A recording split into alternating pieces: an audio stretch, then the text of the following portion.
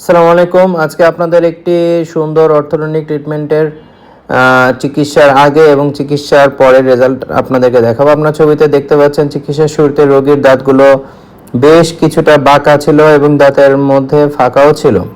শুধু দাঁতগুলো দেখতে অগোছালো ছিল না, দাঁতের পজিশন এবং কামড়ের সম্পর্ক সঠিকভাবে ঠিক করার প্রয়োজন ছিল।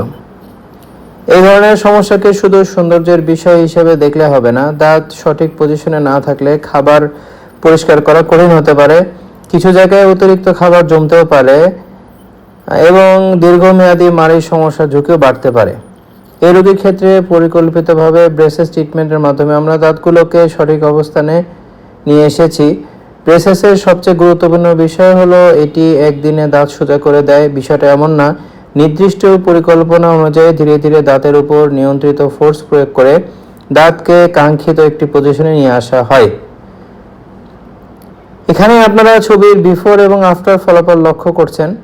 আগের দাঁতের ফাঁকা এবং বাঁকার অবস্থার তুলনায় বর্তমানে দাঁতগুলোকে অনেক বেশি অ্যালাইন বা সুন্দরভাবে পজিশন করা হয়েছে। একই সঙ্গে স্মাইল এবং অ্যাপিয়ারেন্সেরও বেশি সুন্দর এবং ব্যালেন্সড হয়েছে। তবে একটা বিষয় মনে রাখা খুবই গুরুত্বপূর্ণ, প্রত্যেক রোগীর দাঁতের সমস্যা আলাদা। কারো শুধু সামান্য ক্রাউডিং থাকতে পারে, কারো স্পেসিং বা গ্যাপ থাকতে পারে, আবার কারো বাইট কারেকশনের প্রয়োজন হতে পারে। তাই অন্য কারো বিফোর এবং আফটার দেখে নিজের চিকিৎসা সম্পর্কে সিদ্ধান্ত নেওয়া ঠিক নয়।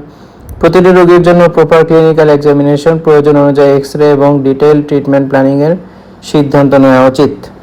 আজকে এ পর্যন্তই। ভালো লাগলে আমাদের চ্যানেলটি সাবস্ক্রাইব করে রাখবেন এবং পরবর্তী ভিডিও পাওয়ার জন্য ফেসবুকে ফলো দিয়ে রাখতে পারেন। ধন্যবাদ।